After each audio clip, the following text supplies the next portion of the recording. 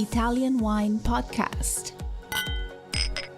Chin Chin with Italian wine people.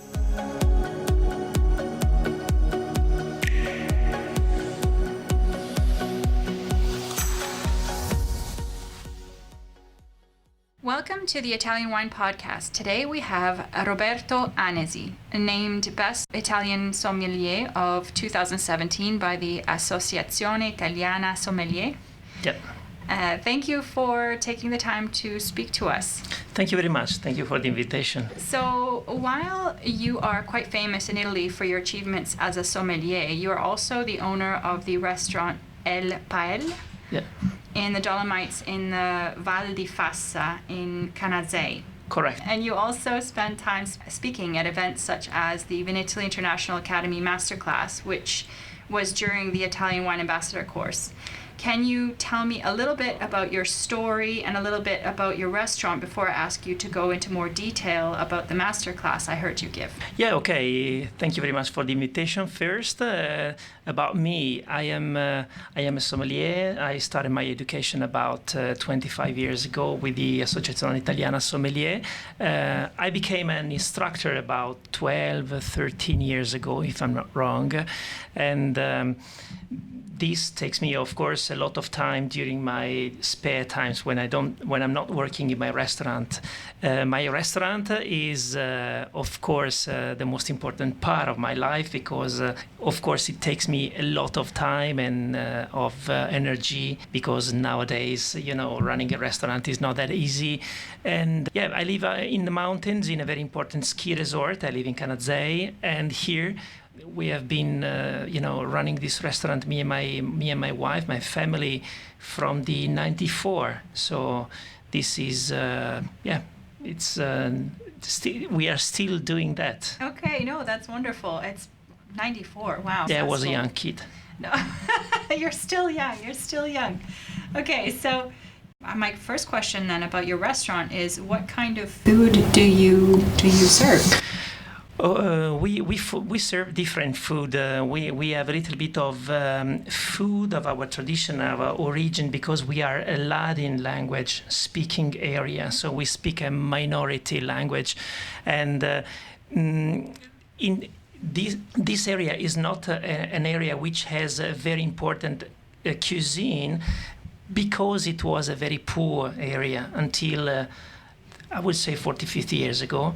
And so we haven't built, tradition of very important foods and meals, because surviving was the first goal at the time.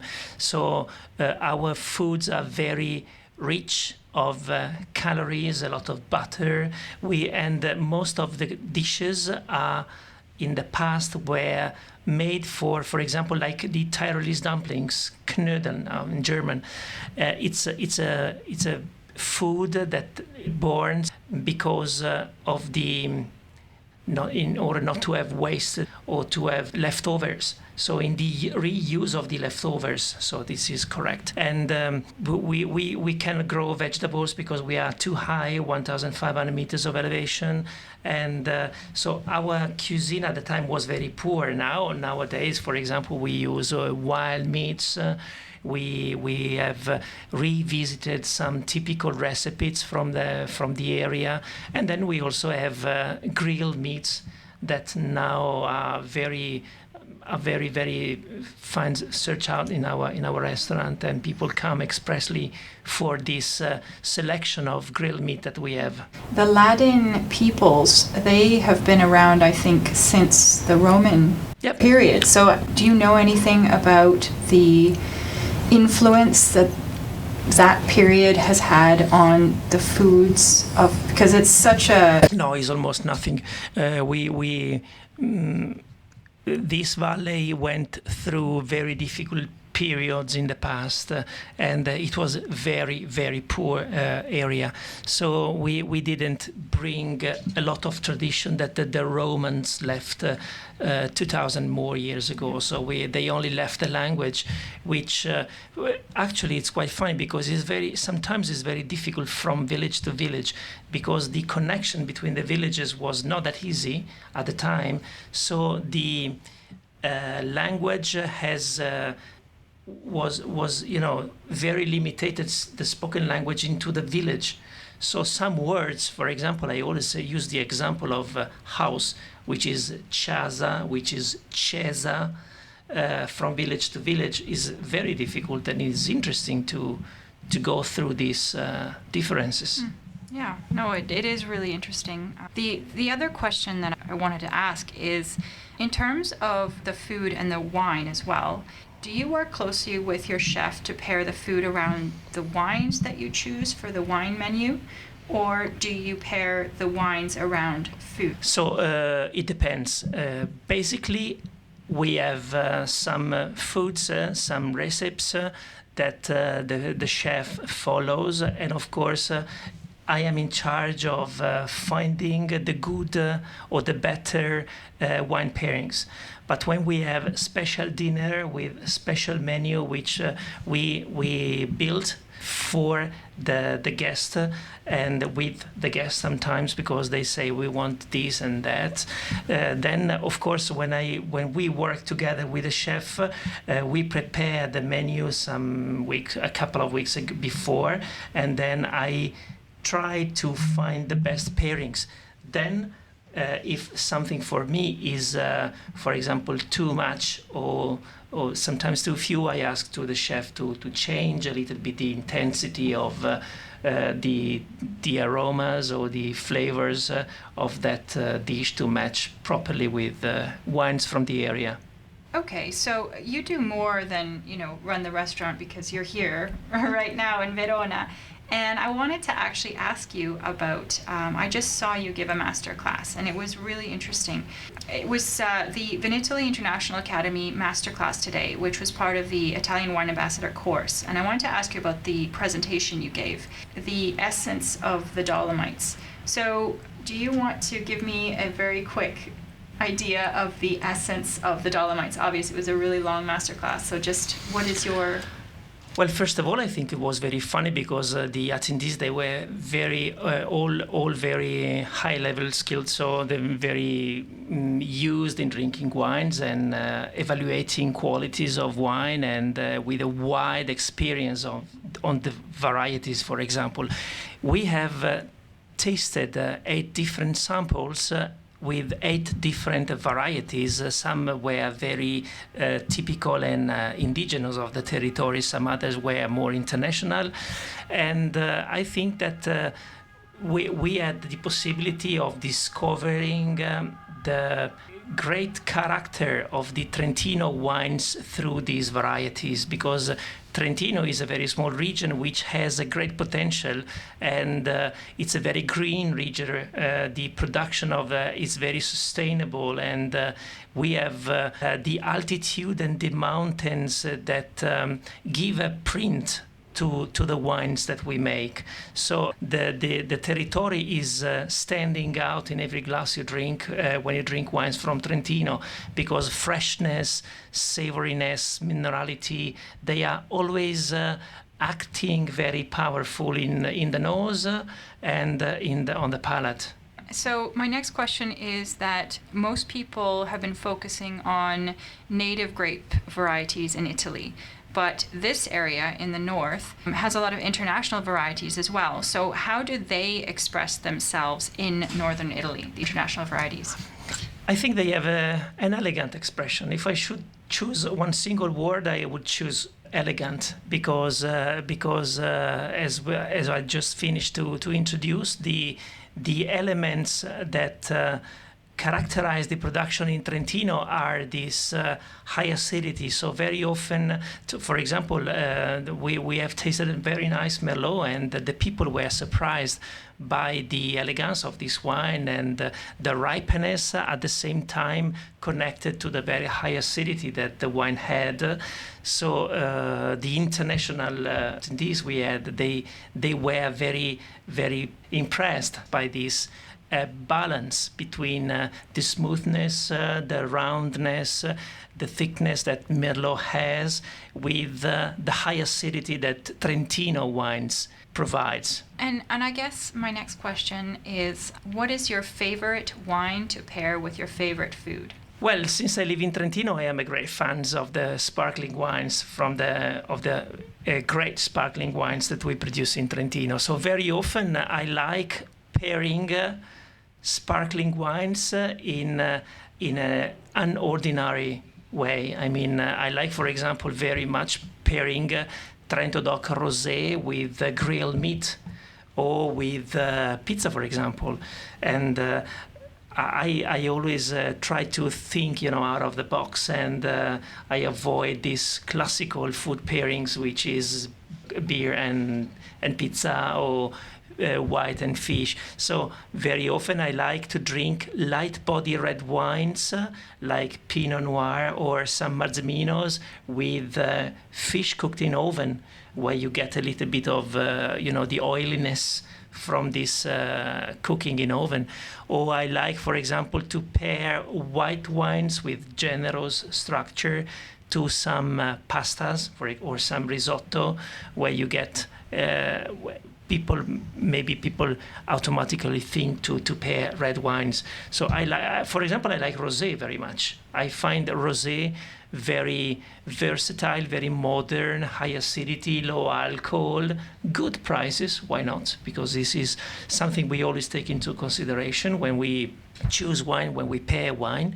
When you pair a good wine for a good price, then you are, win-win. Actually, I'm going to change the subject slightly, because I just thought of something I read about you recently. You're going to be giving a talk soon about the climate change and its effects on the wine region.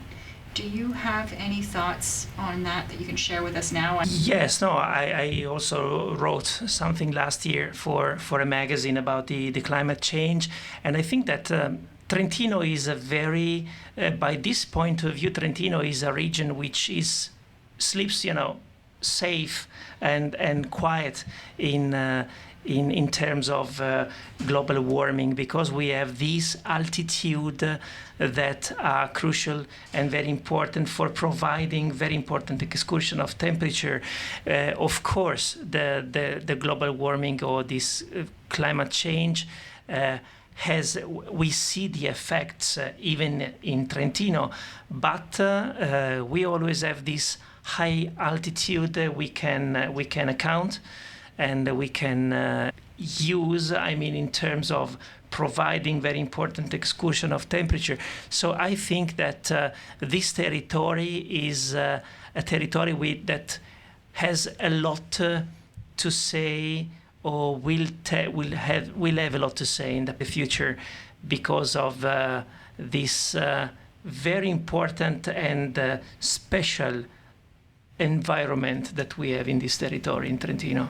And so it's changing the wines, like the expressions? Yes, but not always in a negative way, because sometimes in Trentino was very difficult or they were struggling to reach, good ripening, for example, for some late harvest varieties. Nowadays, they can do it. And at the same time, if you go higher in the vineyards, you can pick up or harvest the grapes not too early, as for example it happens somewhere else in Italy, because they don't have this altitude they can use. And in Trentino, for example, the vintage 2021 now maybe will be a regular vintage, because the flowering started quite late. And maybe we will, for example, also for the sparkling wine production, we will harvest at the end of August or maybe in the first 10 days of September. So very regular by this point of view, even though if everyone speaks about global warming, climate change, in Trentino, I think we have a lot of, we are very lucky by that point of view. Okay, well, that's amazing. And I wanted to just finish off this discussion by asking you about where where are you going from here? Have you made any plans for the next year? Anything exciting? I think that one of my plans is to grow my experience or my possibility of teaching in the wine courses for the Italian Sommelier Association, which is for me one of the very important elements. I always try to do as best as I can, and then I teach, for example, in the first, second level courses. I don't have any lecture in the third level. So this is one of my goals for the next years.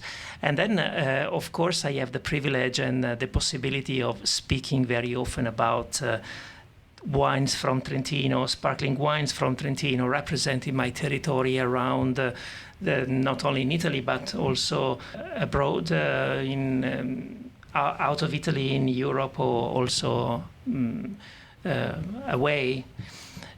And this is something that I like very much, because I try to visit, of course, a lot of producers, and bringing this experience to the attendees is always absolutely great to me. I like it very much, telling the story of my territory, the people living in the territory, the tradition, the gastronomy, that makes me, very happy. So my goal is for the next years, is this, to grow in my sommelier association and to be always able to represent as best as I can the Trentino production. Well, on that note, how can people find you, like your restaurant, or are you on social media? Absolutely, I am. I use a lot of course, my social media on Instagram or on Facebook. I have my personal page, which is Roberto Anesi, and everyone can find me there. And I try to have a lot of interaction with the people, because I like, to share comments and to hear others' persons' thoughts about what I'm, for example, publishing or tasting. So I like the interaction through the social media, and I think it's very positive for many reasons. After a very long period that we have to stay closed because of the COVID, now we have started finally our summer season, because in the mountains we work 4 months in the summer, 4 months in the winter, and finally, yes, we have started. So I try also to give to my restaurants page a little bit of visibility, and my restaurant is elpael.com is the website, so it's easy to find. Wonderful. Okay. I appreciate you taking the time to speak to us, and it's been a pleasure. So you heard it here, Roberto Anesi, and he just gave us so much more about his life. So I appreciate it so much, and I hope you have a fantastic day. Thank you very much. Thank you very much for the invitation. Ciao. Listen to the Italian Wine Podcast wherever you get your podcasts. We're on SoundCloud, Apple Podcasts, Himalaya FM, and more. Don't forget to subscribe and rate the show. If you enjoy listening, please consider donating through ItalianWinePodcast.com. Any amount helps cover equipment, production, and publication costs. Until next time, cin cin.